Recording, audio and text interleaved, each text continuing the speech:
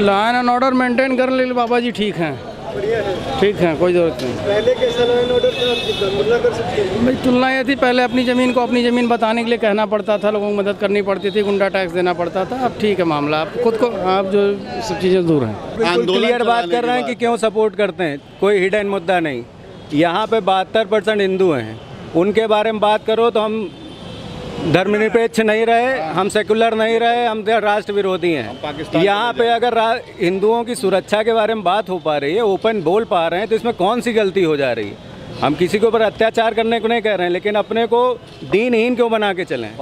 हमारी कमी है कि हम मेजॉरिटी में हैं, इस वजह से हमारे बारे में बात नहीं होगी, तो ये इसको सपोर्ट नहीं करेंगे, इसीलिए डेफिनेटली हम बीजेपी को वोट करेंगे। हम लोग योगी जी को चाहेंगे, भाजपा को चाहेंगे। जितना काम योगी जी ने कर दिया है आज 50 साल के इतिहास में उत्तर प्रदेश में, खासकर पूर्वांचल में किसी सरकार ने नहीं किया है। सब ने केवल अपने, किसी ने सफाई में काम किया, किसी ने केवल एक हाईवे बना दिया हेलीकॉप्टर उतारने के लिए।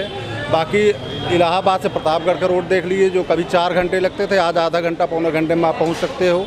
इलाहाबाद से जौनपुर जाने के लिए जो आपको 4 घंटे लगते थे, इसमें 1.5 से 2 घंटे में आप पहुंच सकते हो।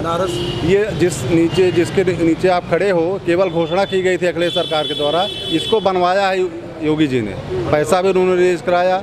इलाहाबाद में 6 लेन का पुल जो बनवाया वो भी बीजेपी सरकार की देन है। जो लोग ये पूछते क्या किया बीजेपी ने, मैं उस पर मतलब फैक्ट के साथ आपको उदाहरण के साथ दे रहा हूँ।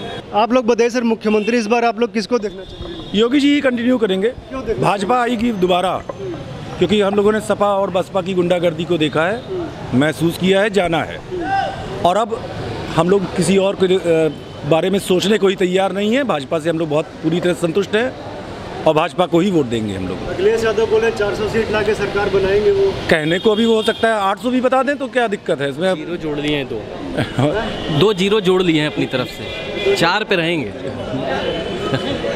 अब भाई वो माहौल बना रहे हैं, देखिए उनको शुभकामनाएं हैं, वो अपना अगर अच्छा ले आते हैं, अपना कुछ रिजल्ट दिखाते हैं तो बहुत अच्छी बात है, लेकिन हम लोग उनके लिए फ़िलहाल हमारे मन में बिल्कुल भी उनके लिए कोई वो नहीं है।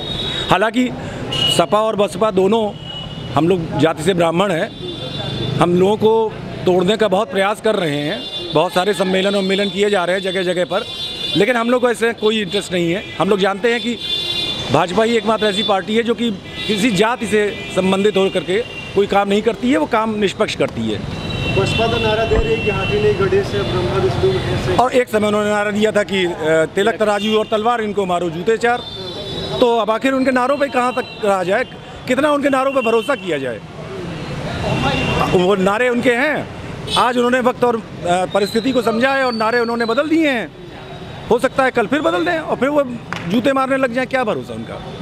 अब वो तो सतीश चंद्र मिश्रा जी हैं वहाँ पर, सतीश चंद्र मिश्रा जी के प्रभाव में थोड़ा सा उन्होंने अपना चेंज किया है, लेकिन हो सकता है कि उनको सतीश चंद्र मिश्रा जी को भी आगे चल करके ये महसूस हो कि वहाँ पर रहना उनके लिए बहुत मुनासिब नहीं है। ये तो वक्त और परिस्थितियाँ बताएगा, हम लोग का कोई इससे वो लेना देना नहीं। आप बताइए सर, मुख्यमंत्री किसको देखना चाहेंगे? वकीलों की तो राय आपने ले ली एक बार, आम आदमी या किसी और से भी ले लीजिए। आप अपनी बताइए। मैं तो चाहता हूँ कि बदलाव होने चाहिए, बदलाव लगातार होने चाहिए, क्योंकि बदलाव के साथ ही हम विकास देख सकते हैं। देखिए ये कहना भी बहुत मुश्किल है, क्योंकि अभी कुछ भी हो सकता है, ये तो आने वाला वक्त ही बताएगा, लेकिन मेरे ख्याल से बदलाव तो बिल्कुल होना चाहिए। सही कह रहे हैं कि कोई WW फाइट नहीं हो रही भाई साहब। यहाँ लोकतंत्र का वो है, वोट डाला जाता है, जो इसका बहुमत होगा सरकार, जो जनता समझेगी कि हाँ यहाँ क्या काम हुआ है क्या नहीं हुआ है। चाहने के बाद मत करिए, चाहने के बाद मत करिए। हम चाह रहे हैं कि हमारे स्टेट की केवल जो प्रोग्रेस कर सके, जो डेवलपमेंट दे सके, जो अच्छी नीति दे सके, बस वही है सरकार। हम भी आप ही के बीच में हैं, लेकिन हाँ भाई साहब ने, हमारे गुरुदेव ने कहा है कि 2 लोगों की गुंडागर्दी देखी, तीसरे की बाकी है देखना, अभी और देखना बाकी है, तो हम लोग देखेंगे, वोट देंगे। और रही बात मीडिया की, तो मीडिया को बताने का कोई फ़ायदा नहीं है कोई भी चीज़। अब जनता चुपचाप बैठी है, आराम से बताएगी। चुपचाप साइकिल चल नहीं, वो कौन सा दूध के धुले हैं? कोई दूध का धुला नहीं है। वो बोतलें बदलती हैं, शराब नहीं बदलती। 70% शराब आज भी कांग्रेस की सदन में बैठ रही बीजेपी के साथ, उसके चक्कर में नहीं पड़ते। हम आम जनता है, हमको पता है कि ये नेता पेंशन भी लेंगे, देश को चूसेंगे भी, टैक्स भी लेंगे, राष्ट्रवाद भी करेंगे। हम अपना वाद कर लेंगे, अब समझ लेंगे जनता में। आप बताइए सर, मुख्यमंत्री किसको देखना चाहते हैं? योगी। कोरोना काल हो गया, डिमोनेटाइजेशन हो गया, उसके बाद ही सब जगह समग्र विकास हो रहा है। आप अयोध्या चले जाइए, बनारस चले जाइए, हाईवेज देख लीजिए, सुरक्षा देख लीजिए, कंपेरेटिवली सपा और बसपा से कंपेयर कर लीजिए, आप खुद ही प्रेफर करेंगे कि योगी को ही जीता है। हम भी उसी के साथ हैं। बता दी सुरक्षा पर जो राकेश टिकैत है वो बोले लखनऊ घेरेंगे जैसे दिल्ली घेरे थे।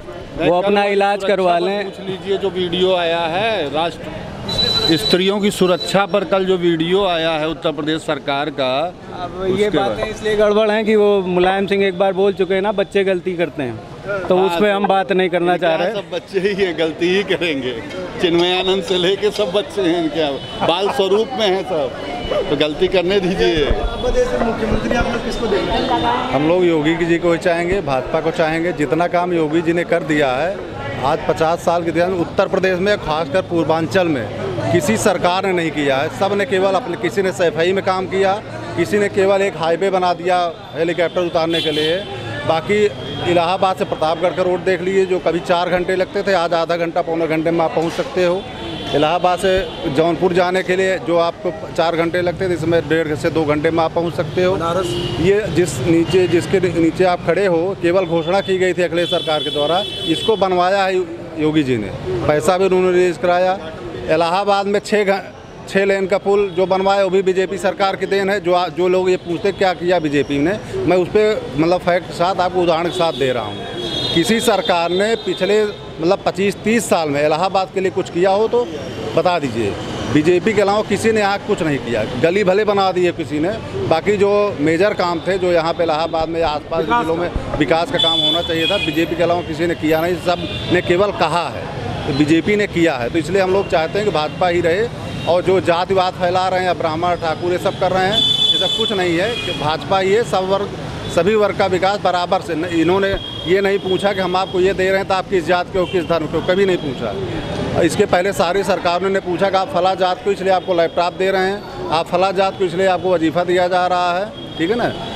केवल यही सरकार जिसने बिना किसी भेदभाव के सारे पैसे बांटे हैं सबको, जो सामान दिया है या विकास किया है, जात या धर्म देखते हैं। इसलिए हम लोग चाहते हैं कि फिर से यही सरकार आए और कम से कम अगले 15 साल तक तो रहे ही। राकेश टिकैत को नहीं आने देंगे, लखनऊ हम लोग घेरेंगे। तो राकेश टिकैत पहले या तो दिल्ली घेर लें, राकेश टिकैत या तो दिल्ली घेर लें या लखनऊ घेर लें।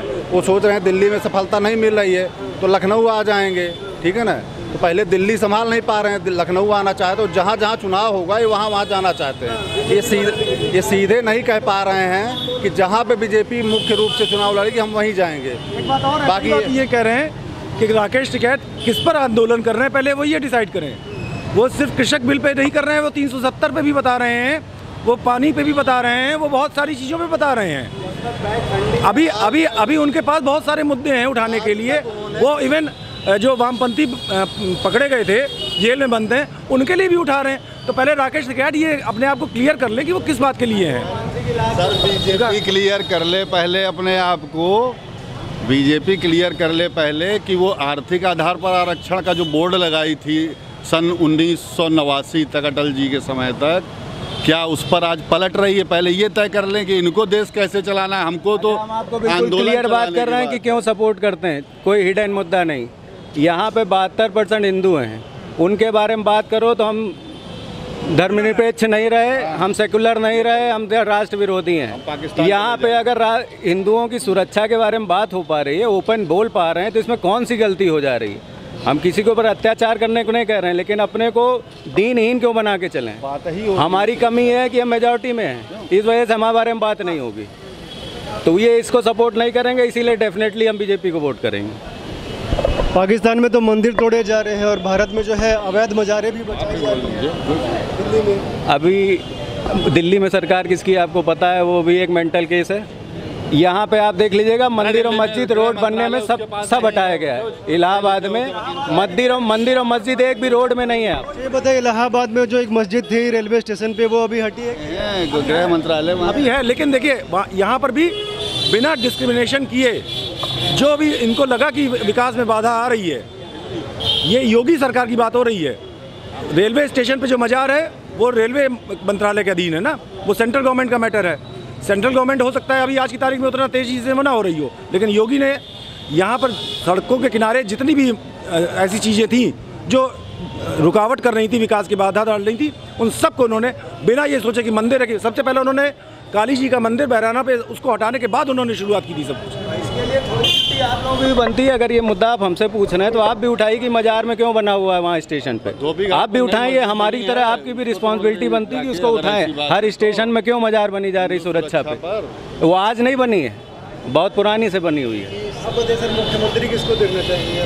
मुख्यमंत्री योगी आदित्यनाथ को, इसीलिए जो हमारे भाई लोगों ने बताई यही है। आज तक एक विस्फोट नहीं हुआ है। 7 साल होने जा रहे हैं मोदी जी को, और 5 साल इनको पूरे होने जा रहे हैं योगी जी को, और सड़कों पे आतंकवाद का मतलब एक भगवा आतंकवाद का तो नारा दे दिया गया था कि हिंदू आतंकवादी हैं, लेकिन असलियत में कौन आतंकवादी है ये सब जानते हैं, लेकिन बिना कोई वो किए आज की तारीख में वो लोग कुछ भी नहीं कर पा रहे हैं। उनकी हिम्मत नहीं पड़ रही है कि वो इन स्टेट्स में और योगी और मोदी के रहते हैं वो यहाँ पर कुछ कर पाएँ। ये डर कम से कम एक आम आदमी के लिए तो अच्छा है कि आतंकवादियों के अंदर ये डर आ रहा है।